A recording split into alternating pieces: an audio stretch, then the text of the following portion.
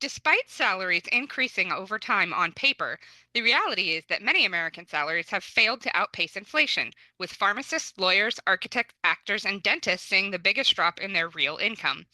As inflation and unemployment run rampant, many people are looking for ways to earn more money. Join us today as we take a look at increasing your income through the 2022 Netflix documentary Get Smart with Money. You're listening to Real Stories, Real Problems with Rachael and Roxanne.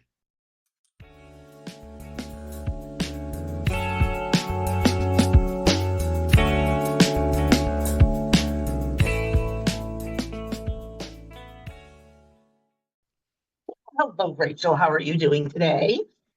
I am doing. I had a job interview earlier, I and wasn't sure if I was allowed to bring that up on the podcast, but since you did, let's hear all about it. it it went. Oh, I awesome. it like I feel like I am overqualified for this position. I feel like I could do it in my sleep, but because it is I, industry adjacent for me, it's not exactly what I have written 500 articles about over the past 4 years. I mean, I was telling, was it you or was it Beth, the other night that these, the LinkedIn, that's right, LinkedIn, which is a wonderful, wonderful thing. But I want to give our listeners just a little heads up about something weird about LinkedIn. LinkedIn will catch on to the damned oddest words in your resume, and it'll fixate on those words, and you'll start to get these weird job notifications for things that you're not like the two main ones I get is for 10 years I worked at a pharmaceutical company, so I have a lot of but big fancy jargon words like clinical pharmacokinetics and things like that. So I get lab assistant positions a lot. But for years I've been getting an absolute plethora of jobs for curators for museums. Well, like that sounds like awesome, but it's not it's affiliated with anything that you've ever done. But it's nothing, but I'm not remotely qualified, not to mention, except for having seen Night in the Museum a couple times. It turns out that the word that has been tripping that algorithm for years now is the word historic, because one of my graduate degrees is in historical linguistics, meaning development of the English language, a history and development of modern English, historical linguistics. But nope, the algorithm just sees the word historical, and now it thinks that Well, I mean, the job that I interviewed for, I could absolutely do it. I don't want to drag too much of my stuff into this, but it's very much like if you were a pharmacist for a long time and then it wanted you, like you were applying to do something with over-the-counter drugs. It's very much in that line of it's not the same, but it's close right, enough that you could make that transition. But they seem very hesitant because it is not. I have not done exactly this job for another company that is exactly the same as them. right, So it it felt very much like they were looking for me to have worked there for a few years and then forgotten about it and applied again. right. But yeah, I feel like it could go either way. If they don't call me back, I would not be surprised. But if they called me back and moved me on to the next round, I also would not be surprised. Right. So, Yeah. So, well, same. keep fingers crossed, man. I mean, Yep, I am very hopeful, and I feel like I would be really good at this. But that has been my day. That has been my attempt to increase my income. It's getting another full-time paying job. my day, chance to increase to to get a better job, was researching all of I mean, I get creative writing freelance offers on LinkedIn every day. Only maybe 9% of which I am even remotely qualified to do. Um, and a lot of times, like I'll see that the posting's been only up for, 2 hours and 10 minutes and no longer accepting applications. I had no idea you had to jump on them that quick. Yeah, and what I'm finding in when I'm talking to kind of people in the hiring end of things is they're no longer even considering stuff that they're posting on LinkedIn. LinkedIn seems to now be a job suck where you put all your information in and nobody ever sees it and you're never going to get your application viewed by anybody. Oh So my I God. what I'm starting to do is find the job posting listed on LinkedIn and then go to the company website and apply for it through there so that I am Oh, okay. bypassing the LinkedIn vortex that seems Right. to be sucking Right. everybody's stuff into the ether. What a great idea. I didn't that major hint. You heard it here first, guys. Wow, that's great. I'm definitely going to do that. Wonderful. Yep. Um, but this week's documentary, in an attempt to find something that is not just depressing and maudlin, we chose this week the documentary Get Smart with Money, which is directed by Stephanie Sotig. I don't know how to pronounce her last name. I Hmm. apologize, Stephanie, if you're listening. Um, but this was a documentary from 2022. And in 2022, some of the big things that were happening, Ugh, the James Webb Space Telescope entered orbit. yes. That was the Russian invasion of Ukraine. Hmm. That was Ketanji Brown Jackson was confirmed as a justice of the United States Supreme Court. Um, but at the same time, that was the year that Roe v. Wade was overturned. Um, a gunman in Uvalde, Texas, killed 19 students and two teachers at Robb Elementary School. Former Japanese Prime Minister Shinzo Abe was assassinated. Hmm. The FBI conducted a search of Mar-a-Lago, the home of former President Donald Trump, and found classified materials, including documents labeled top secret. Queen Elizabeth II died in Scotland at the age of 96. Elon Musk bought Twitter, and WNBA star Brittany Grenier returned home after a prisoner swap with Russia. So that was the world of 2022. And during this time, they released this documentary, which is all about how to improve your financial situation. Essentially, they had four financial experts and paired Right. them up with four people who needed the help that they could provide. And they gave Right. them, over the course of a year, they gave them, I don't know if it was weekly or bi-monthly or what, but meetings with their financial advisors to kind of guide them through improving their situation. Right. Right. Exactly.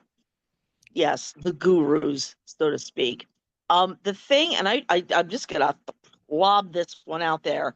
The only part of the documentary that I don't and I can't even say that I didn't like because I liked all of it. I wish that they had concentrated on at least one or maybe even two people my age. Ah, I'm in my mid 50s. I'm considerably older than Rachel. Um, but it seemed that and I was thrilled that the four young entrepreneurs, ended up doing so nicely. But I was like, they're in their 20s and 30s. They've got time. They've got health on their side. They're young, they're strong, they're driven, their brains are sharp. Mine certainly isn't. Between, having depression and having it muddled by medication, you know, they have families, moms and dads to fall back on if something happens. They can afford to pay a life guru or whatever. I couldn't relate to any of that because my big financial problem came when I was 55. I mean, and no one was more surprised than I was. Yeah, so I would have liked to have at least touched on, that there are, options for us getting older people, in America as well, that doesn't involve putting on the Walmart blue vest and being the greeter and checking the receipt. That's the only thing that I wish that they had done differently. Because at the end, it was definitely a feel good story for the young people that were being helped, but it left me feeling left out and a little scared, like, okay, but what about me? I know that I'm not the only, 57-year-old homeless woman in the United States, certainly not. But it seems that they stayed away from that particular, you know, bent. So that was just Yeah. me. And I know it's because of my age. So you probably, Rachel, you probably didn't even notice that this was going on. Well, I took issue with the documentary in other ways. I thought it was Oh, super okay. fun. Hmm. It was so nice to watch something where you don't get to the end and just want to sob because everybody in the documentary situation was so terrible. Everybody hurts sometimes. Yes. But I will say that I loved that they opened on with the quote, "An investment in knowledge pays the best interest," which is by Benjamin Mhm. Franklin. And it's true that increasing your knowledge, increasing your education is literally the best thing that you can do for yourself, both financially and just as an individual, as a person. Mhm. Um, but I was not impressed by the particular financial experts that they had. Okay. Um, the first woman was Paula Pant. She is a financial journalist. She's the host of the Afford Anything podcast, a business and economics and personal finance show. She's the founder of affordanything.com, a personal finance and financial independence website. Her degree is in education, or she's got a degree in sociology and journalism, but not finance, which is fine. You can develop Right. skills outside of your Oh, yeah. thing. They paired her with Lindsay, who was the artist slash waitress slash bartender who needed to increase her income and get some health insurance.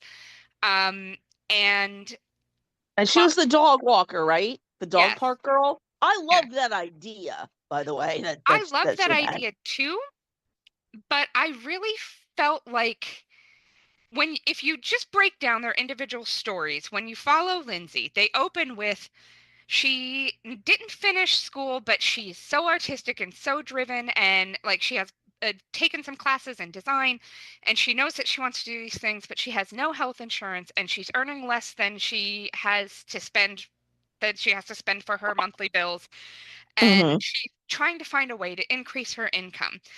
And so the Paula Pant sits down with her at one point and is like, okay, you're an artist, but what if you could walk dogs? What if you go to the dog park and you sketch somebody's dog and you hand it to them and you say, I just wanted to, I had to draw your dog because he's so cute. My number is on the back. I will gladly walk your dog for you.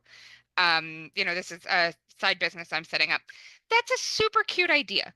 Um, Hmm. that strikes me as very hit and miss. And I know that personally for myself, I don't know that I would hire somebody who came up to me in a public place with what feels like a shtick. Um, Oh, kind of like you feel obligated to maybe buy the picture at least, yeah, at the or very least. obligated that you've Yeah. done this thing for me, so now I have to do for you. That Hmm. I personally find that very off-putting. So while I'm so glad that worked for her, Hmm. um, it really like for me, I found that not great. And then in the end, as you track Lindsay's experience, she ends up getting health insurance because her partner's company allows her to join his policy. And Right. so now that she's on his health insurance, she can get the mental health care that she needs. It reduces her expenses for medical stuff. That's fantastic. Her problem was solved, by her relationship. I don't know that Paula Pant actually offered her any help that turned into anything. Now that's interesting. It was circumstance. Yeah, it was 100% circumstance. And she got hired to paint a mural and she got hired to Right. do some artistic things. But one of the things that I have learned over the years of being like watching this type of thing is when you get involved with a documentary like this, when you join on to be cast, they have to have a story to tell. Right. In this movie, they needed a positive story to tell that shows that she's growing financially. I would bet my next unemployment check that the people that put together this documentary went out and found somebody who was looking to hire a mural artist and said, "Would you please hire Lindsay? Would you go through that?" Like they set this up in the background in a way that Mm, Lindsay never would have been able to do on her own had she not been sure. affiliated with this documentary. Right. That that would be my guess. But I'm so happy for her that her situation is improving and that, Yeah. right now it's 2025. I am so hopeful that she was able to take the momentum that she gained from being a part of this documentary and turn her Hmm. life into something fantastic. Like I really, really want that for her. I mean, well, the phrase they say about capitalism all the time is you need money to make money. That's absolutely 100% true. Yeah. Of course you do. You know? Oh my God. Yeah, and I Yeah, also don't know, like, if Paula sat down with her and was like, okay, look, these are the ways you can get health insurance. You need to see if you can join your partner's plan. You need to see if you can do that. Like, I don't know what kind of guidance she was given beyond, hey, maybe you could pursue some stuff at the dog park. Hey, maybe you could try to paint a mural over here. But I don't know what went on besides what we were shown, but I very yeah, much got the feeling that like Lindsay didn't do anything to fix her situation, that it right. was circumstantial and then kind of done up for the documentary. So you sensed it may even almost have been a little scripted. Yeah. Like, okay. Yeah. It did feel more like a reality show than a documentary. Yes, I very mean, yeah, much. and not that that's a bad thing, because unfortunately, our American brains are now wired to want to be more riveted to a reality show than watch a documentary about a homeless woman sleeping in a U-Haul. Yeah. That's a downer. You know, but yeah, so no, I'm glad. I'm sorry I'm so nasal, by the way. No, you're I fine. Don't was worry about it. I was But Rachel, you've walked dogs for work, if I oh, I recall I did correctly. for there was a point where I left my full-time job because we moved out of state and I was trying to make it work as a freelance writer. And I was getting paid like Hmm. $50 an article to write about like alternative fashion and stuff I knew nothing about. And Right. I knew I had this kernel of this could turn into something good. And I applied for a dog walking and dog sitting position where in the town where I live. And they called me and they set up an interview and they said, "Okay, your resume gives me no indication that you could do this. But in your cover letter, you talked about how you were writing or applying for this job with your dog in your lap and that you've had cats before and how much you loved animals. And you seem really responsible and capable, everything from your resume. And you seem like you're really into the animals. Let's give it a shot." And I was Okay. to do that, and I brought in maybe $300 or $400 a month walking dogs and dog sitting while I was building freelance writing. And it wasn't a lot, but it was enough that I could feel like I was still contributing to the household and, not going month to month producing nothing while I built this second Right. career. Right. Right. Um, but it was very much the fact that I knew that I needed to talk to them about my love of animals in the application. If I hadn't mentioned it, but I just sent the resume, they never would have called me. So Right. that goes to the importance of personalizing your resume and your cover letter for everything you apply for. But Right. it's also like I did this hardcore in a very wealthy area where I stayed over. I literally slept in houses that cost maybe $5 million and sat with dogs that had their own bedrooms, like insane money. And I made $40 a day to sleep in a Hmm. $5 million house. I wasn't making a ton of money, and Right. I had to balance it with having a young kid and having to, do all of that stuff. So this is not a thing that if I were looking to increase my income in a real way, that is Hmm. not what I would do. I would not pursue that because it takes away Right. so much time, and it commits you to being in certain places for so much time, and there's really no money in it. The joy of being with the dogs is the payment that you get essentially, but it gives And you, also there's thinking time though. yeah, Walking the dogs themselves don't take much brain power. yeah. And I can't tell you how many plot points and writer's blocks I've gotten over about while doing the most mindless, just like that. Yeah. So your Well, mind does need to wander around. And it besides, does. And in dog. fairness, I sat in these very expensive houses making essentially no money and Right. wrote freelance articles. The very Yes. first the article that I got paid $1 a word, the very first time I got paid $1 a word to write anything was an article I wrote sitting in somebody's house with their dog in my lap. Like, so I was able to stack the work. Yeah. If I hadn't had stackable jobs, it would have been less beneficial. I don't know that I would have taken the dog walking job, um, Mm-hmm. because it would have taken time away from my ability to actually do the other job that couldn't be done while Sure. walking the dog. Um, Right. it's very circumstantial, but I'm so happy for Lindsay. I really hope she was able to turn that into something good. Hmm.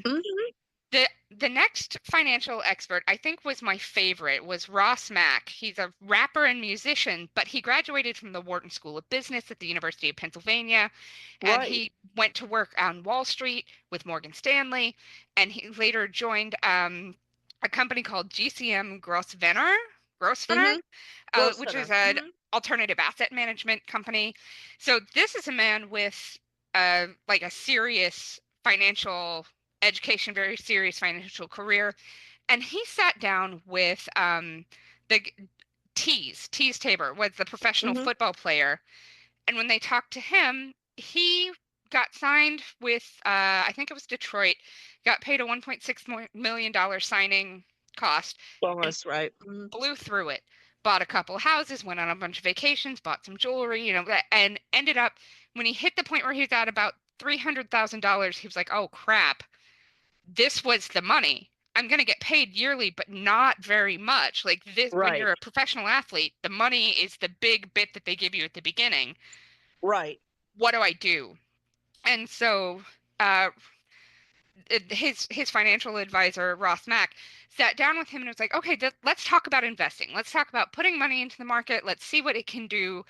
And I feel like that pairing of those two individuals talking about investing and the value that that brings, and them going together to speak at schools to teach kids about, what happens when you come into a huge amount of money, but you're not used to that, you didn't grow up that way, how you need to curb the way that your brain Yes. instinctively wants to spend it. I thought that was a plus. 10 out of 10 would recommend those two. Would recommend definitely because I agree, and here's why. First of all, that's who kids are going to listen to is a sports hero. They're not going to listen to you or me in a suit. Yeah, that's very true. And now, some unremarkable middle-aged women in nice clothing. Gonna do that. But so yeah, and it also gives the sense of kids of like, oh my God, if it could happen to, the person I hold in this regard, what's in my future. And the thing that I learned that I had not known about this before was that 78% of professional NFL players face financial hardships within 5 years of retiring. I believe it was Yeah, something like that. yeah, Because if you don't get endorsements is where you get the money when you're done playing football. But if you don't get endorsements, you could have been making $1 million a year playing football, but you're second string and unattractive. well, yeah, I mean, See where I'm going with this, even within like the NFL, these people are the best of the best. They are the best in their industry, but you can't all be Troy Aikman and Tim Tebow. Like No, you're not gonna get an ESPN show once you're done if you don't get the press that comes along with being a big name the way that those men did. So sure.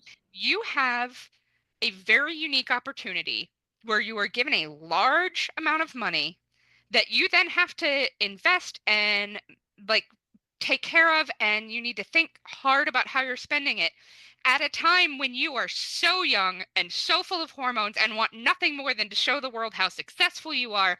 It is a recipe for bankruptcy. And Yeah. I was so thrilled to see them address that in a very real way, because when you think about, it's predominantly athletes who face this, but if you are a singer who gets signed onto a record label, or if you like, there are uh, people like not a huge amount of people, but enough people Hmm. that have this opportunity where you run into, suddenly I have access to money, but it's going to be limited and I'm not going to have it forever. So like Uh-huh. lottery winners and stuff like that, you need to be able to say, okay, I have this thing here and I have to take care of it and use it to take care of myself in a real way. And having, $1 million pair of earrings is not taking care of myself. That's not what this is doing. No.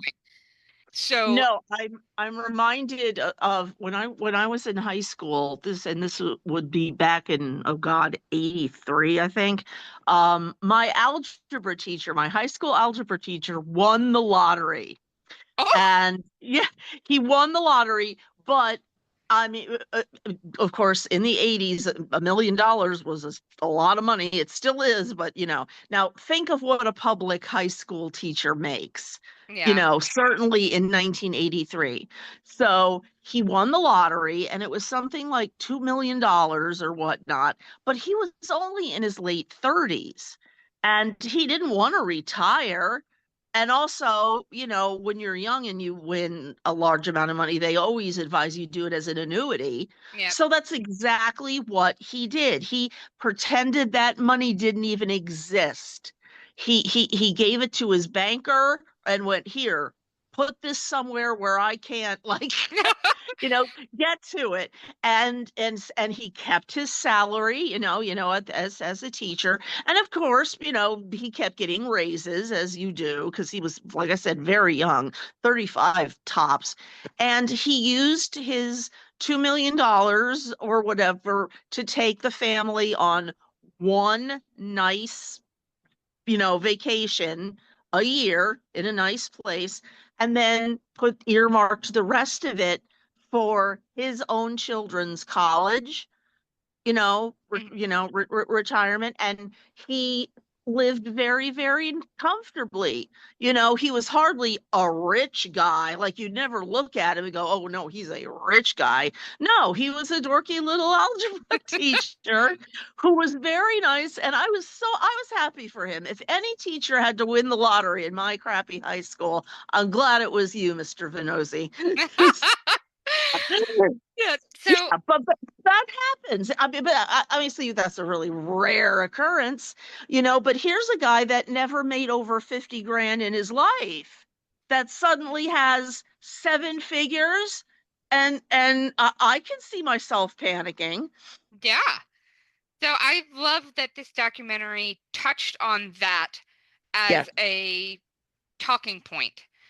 The next financial expert that they Mhm. referred to was Tiffany Alicia or Tiffany Alicia. I'm not sure how we Oh, I pronounce. thought it was Alicia, but we'll call Um, her Tiffany. yeah, it's Tiffany. She's an Tiffany. author of the New York Times bestseller Get Good with Money and owner of the website The Budgetnista. She's a former teacher for 10 years with a master's degree in education, and she has a BS in business that she got in like 2001. And she was paired with Ariana, who was a young mother who had a lot of credit card debt and couldn't get her spending under control. And they paired these two up because Tiffany had a very similar situation where she drove herself into credit card debt, hit rock bottom, and then dug herself back out and became a financial expert out of it. So that was an excellent pairing of those two people. And Hmm. she walked Ariana through, you need to stop buying stuff on Amazon. You need to. like kind of going through, let's pull back your spending. Let's talk about the things that you spend your money on. And she was the one who had the philosophy needs versus wants versus likes versus love. And so she said, most of us spend too much money on likes and wants because they tend to be less expensive. I like this chocolate. I want this dress. And those things are relatively attainable for most people. Yeah. But our needs and loves we neglect because it takes time to save for those Yeah. for their really big expenditures. But those are the things that really lead you to a more joyful life. So Mm-hmm. when they were the ones who had the conversation about what would you do if you had Oprah money?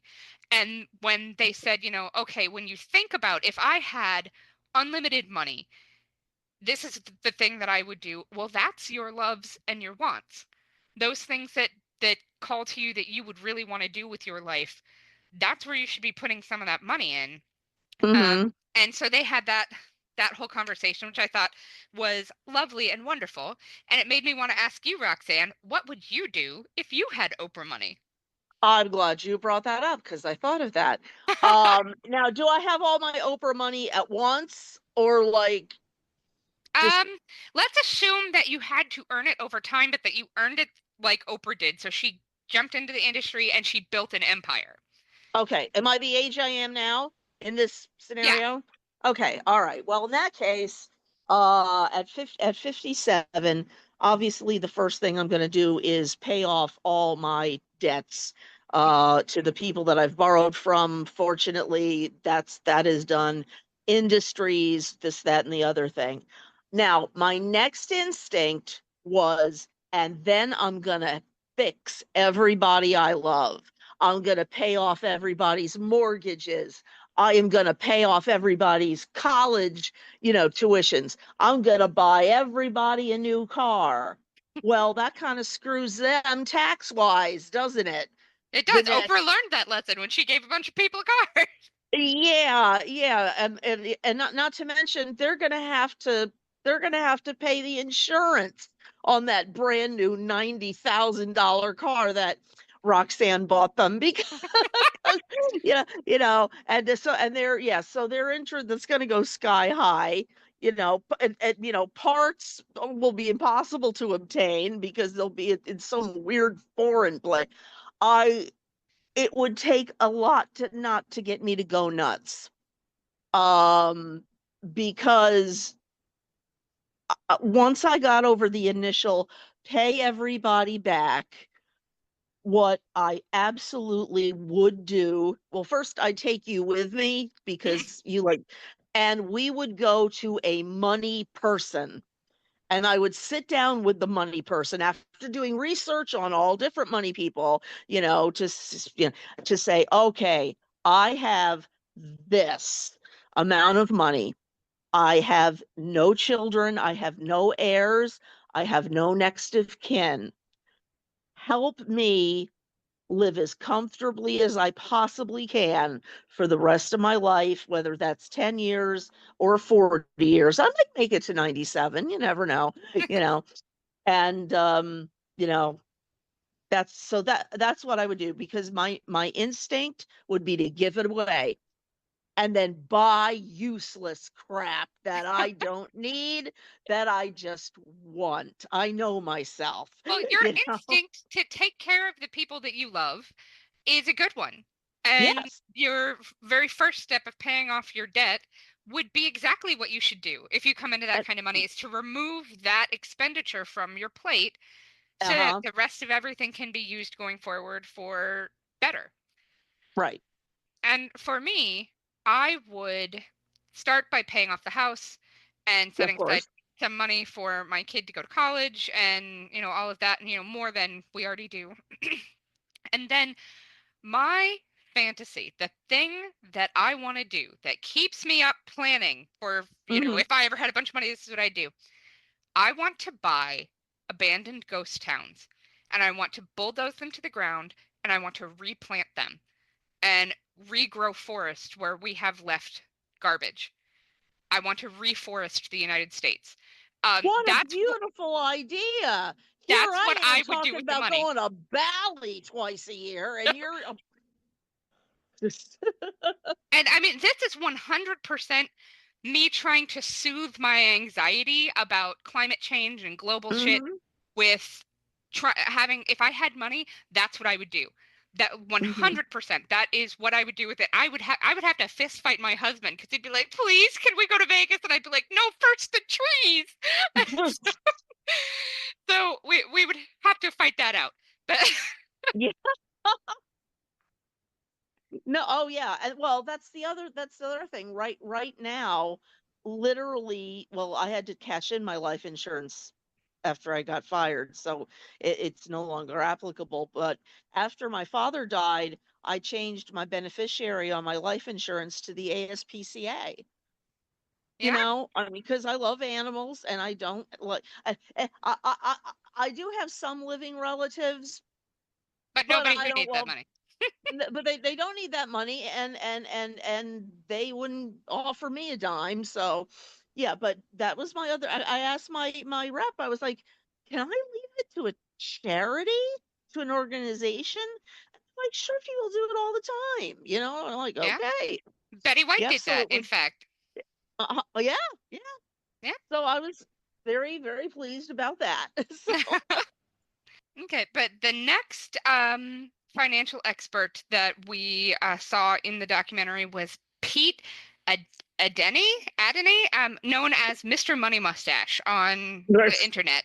And He's how can you not take somebody seriously that calls themselves that?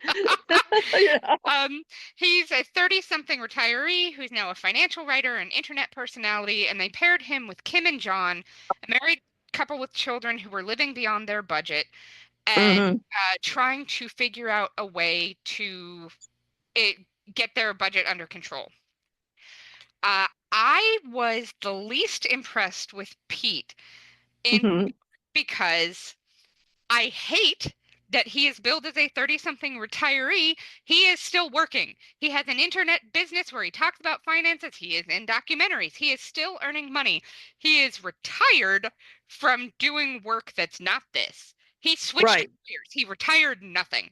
So right, like I take offense when they're like, "Look, if you do what this guy did, you can be retired at 30 something too." No, you can't. He is not retired. Like right. No, you can't.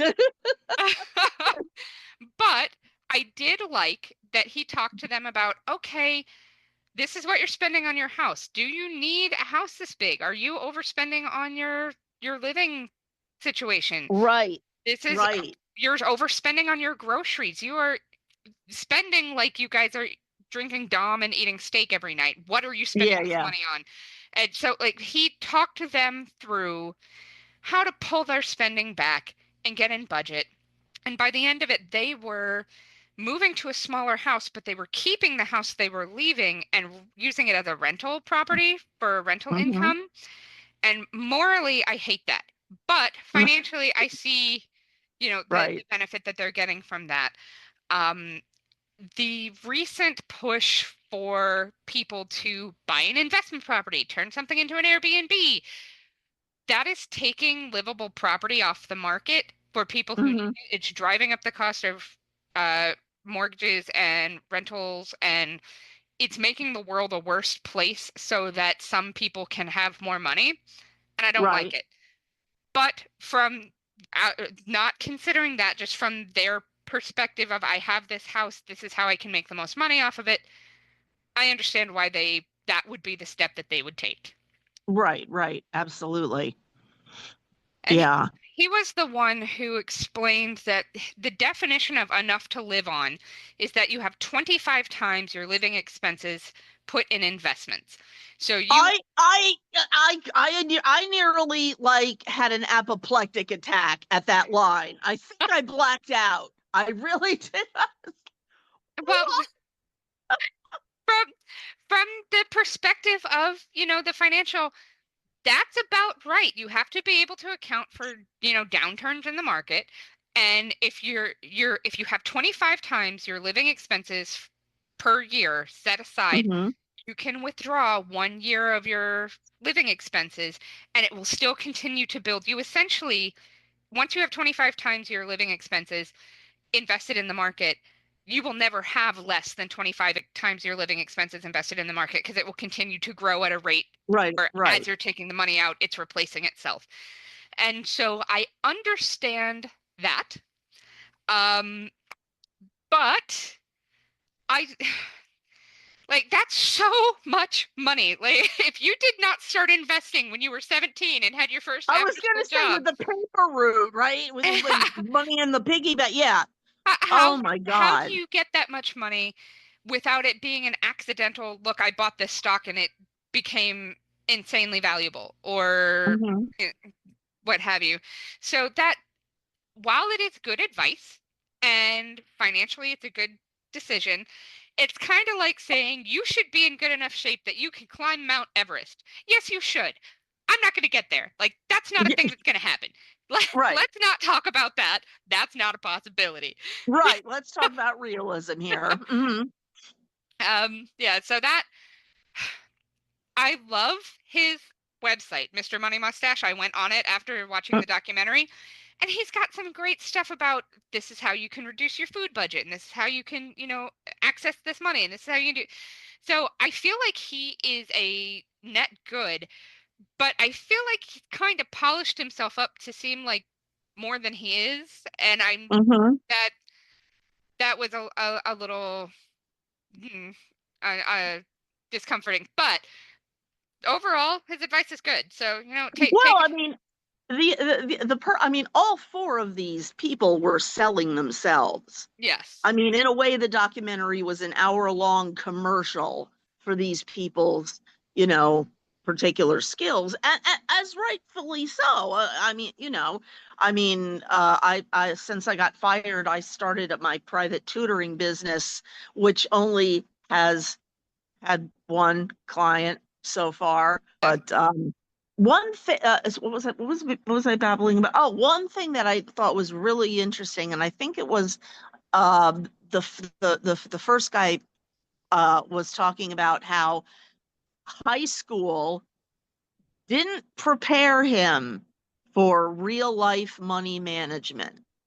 Hmm. Now, like I said, I was in high school I graduated in 85 and I was in all the honors classes. So I don't know what went on in the other levels, but as far as I know, we had we had cooking class, like, how to make stuff, but there was no how to shop for the ingredients and get the best bargain. How do you make a week's budget? How do you fill out income tax? I mean, just these little basic, how to write out a paper check, which of course is all we knew back then, you know but or how to avoid being taken for a ride if you go to buy a new car, just really, really simple life things. How to put air in the tire. Well, and It, for it, me, we had that class. It was called oh, economics, and we didn't do like how to grocery budget, but we were given the sales flyer for the local grocery store and said, plan a week's worth of meals. Take a look. And oh no, we what didn't get like that. they taught us how to write out a paper check at a time when it was going to be useless because 5 years later they stopped doing anything like that. Like I have a checkbook, but it's to pay like the handyman who comes to fix stuff. Right. Literally nobody else gets a check from me ever. Um, but we took that class and they didn't touch on everything. And a lot of the Mhm. information that we were given is no longer accurate because how you did your Correct. taxes in 1997 is not how you do your taxes in 2025. Um, but I think for a lot of people, one, they may not have taken that class. I don't remember if that was an elective that I took or if it was a required class. But also, you don't hold on to everything that you learn in high school. And especially if you are a dumb kid who just decided that you're better than this and you don't want to be in this class and you're taking selfies or drawing doodles on your notebook and you're not paying Yeah, or attention. you're 16 and you know mommy and daddy are still going to be doing the shopping and the cleaning and the cooking and the arranging of your life for the next foreseeable few years, you Yeah, I mean, know? honestly, that's not when you need to tell kids this. They're not listening to you. There Right. needs to be, honestly, if I had control, if I had a wand and I could fix everything, one of the things I would do is when you're 22, 23 years old, Mm-hmm. there's a 1 semester required public education thing. It's free to you. You can do it online or at your local community college. And now, okay, now you've lived, you've earned a paycheck, you've tried to pay rent in your own apartment, or you've lived on college campus, and now you've had to feed yourself. Now that you kind of understand what is going to be at stake, and you're a little bit calmer, you're a little bit like more settled, now is the time to learn these things. Let's do a life Adulting. course, Mhm. a Yes, life course in adulting adulting. 101. That's right. I wish I had had one. Yes. But yeah, so I feel like the information is given when kids really are not accepting it. Right. And it, even not every kid has access to it, even if they were accepting it, they don't necessarily Hmm. have a chance to take that class. So I Right. love like documentaries like this, where they go into, look, if you want to know, let's walk you through some of this. Let's talk to you about investing. Let's talk to you about budgeting. Let's talk to you about, ways that you can make more money. So this Right. is so valuable to people in that way. But some of the stuff I really was not impressed by. Mm. At one point, Tiffany is talking to her person, Adriana, Hmm. and or Ariana, sorry, and they're talking about paying off credit card debt. And Right. they kind of gloss over the idea of avalanche versus snowball payments, where, you're paying off either the smallest debt and then rolling that payment into the larger debt so that you're getting this buildup of momentum, or you're Hmm. paying off the debt with the highest interest rate, and then you're paying that down to the lowest interest rate. And Hmm. either way is fine. It depends on your own personal, what motivates you and what you think is going to get you out Yeah. of this fastest. That's your own deal. But she then, after going through that, talked to her about, well, student loan debt that you have is less of an issue. It doesn't need to be paid off so aggressively. So maybe you can invest some money. That is potentially nonsense and potentially very dangerous, because there are a bunch of different types of student loans, Hmm. but a lot of them, the interest compounds daily.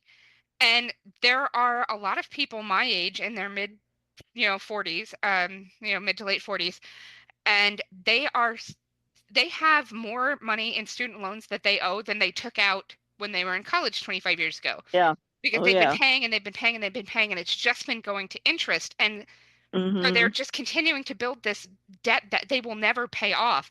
So saying out loud on a documentary, like, oh, student loan debt is less important. No, it is not. No. Student loan debt is the albatross that is being used to force my generation and, Gen X and Hmm. millennials and everybody into indentured servitude, essentially. Like it's That's used exactly what it is. to force us to be in a work situation that we hate, that we can't leave because that's where we get our benefits and that's how we're paying off our student loans. Hmm. I have a lot of gripes about my parents, but the one thing that I will always be thankful for is that I do not have a dime in student loan debt. They paid everything. And I worked with them. I did 2 years at a community college at the lower rate. Hmm. When I chose a university, I chose one that was very affordable. I did not Hmm. like try to go to Yale or whatever. Um, so they paid out of pocket. And for the 4 years that I was in college, and then the 4 years that my brother was in college, they were down to like a buck 60 in their bank account Yeah. every month. But Yeah. they paid it so we wouldn't have to take on the debt. Right. And when I look at my life and I'm like, okay, right now I'm unemployed and I did the severance and I'm doing the unemployment and we're okay. The only reason we're okay is because I don't have $500 a month that I have to pay towards student loan debt every month Sure. for my entire life. Like, we live a life that is lower, uh, it's not expensive in that way. And Hmm. we've lived that choice on purpose. And if I were burdened with student loan debt, my situation would be completely different. I probably would have had to consider other alternatives for careers. I may not have been able to do what it is that I love. It would have really destroyed my life. Oh, I would have had to declare bankruptcy. My and my, not even my parents didn't even pay a dime. I paid every cent on my own by working my head off over summer break and all that. And also didn't I lived at home, so I didn't have a dorm and a food plan that I needed to pay for. So all I was paying for was strict just tuition and books and stuff like that.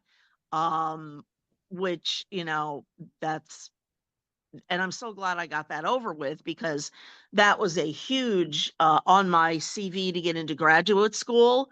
That was a big feather in the cap. It's like, oh, she paid all 4 years of a university education by herself. And was like, oh, yeah, because they're going to be in debt until they're in their 80s or 90s trying to pay these things. But, and God forbid they want to go on to a very expensive type of graduate school like law school or med school or something like that. Yeah, Or God forbid you end up disabled and unable to work, or something perfect. happens. And Mhm. when you take on that debt, you are committing to, I have to work as hard as I can for as much as I can for as long as I can. And if your body can't do that, you're Mhm. SOL. Like that is, you are basically, you're fucked. Like, Yeah, no, I really am. Absolutely. I don't know. but they did talk about within the documentary, the two statistics that they referenced were that 1 in 5 Americans can't afford health insurance, which is true. Uh-huh. Um, and then that the average American can't cover a $400 emergency, which is also true. I don't know.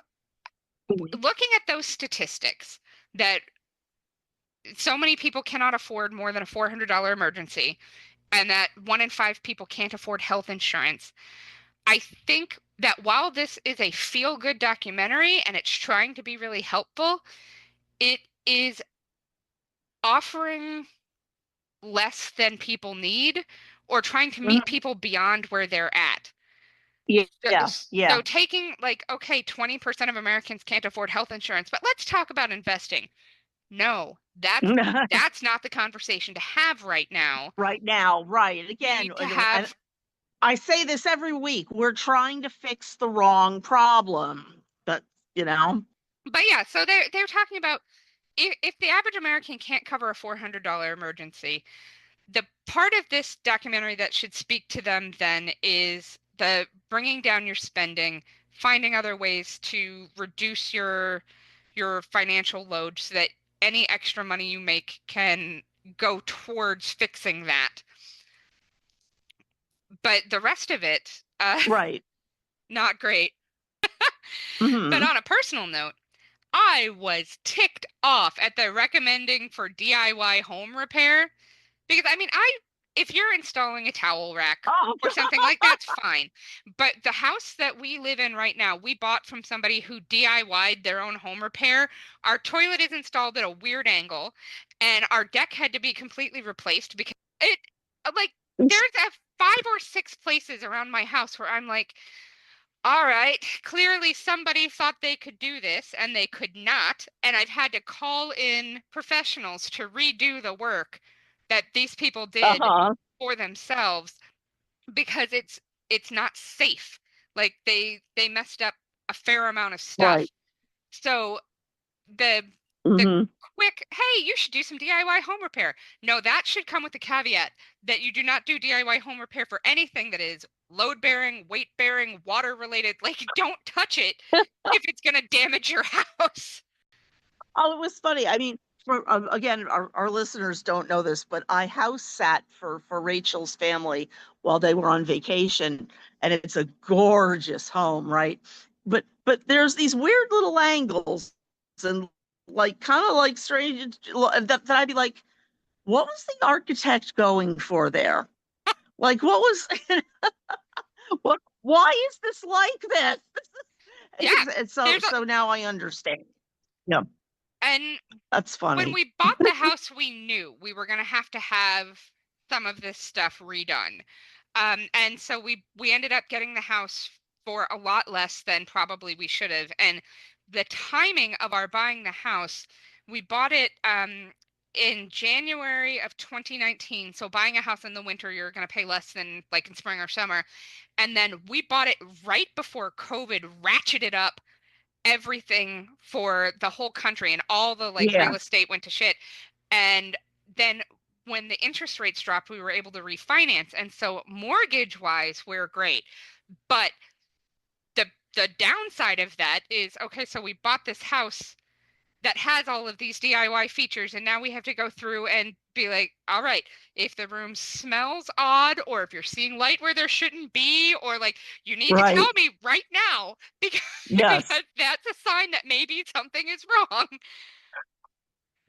Ghosts. I mean, really, at this point, who knows? But when you think about it, like I know so many people my age who are like, I would live in the Amityville house. They were paying $300 a month for that. I'll take the ghost.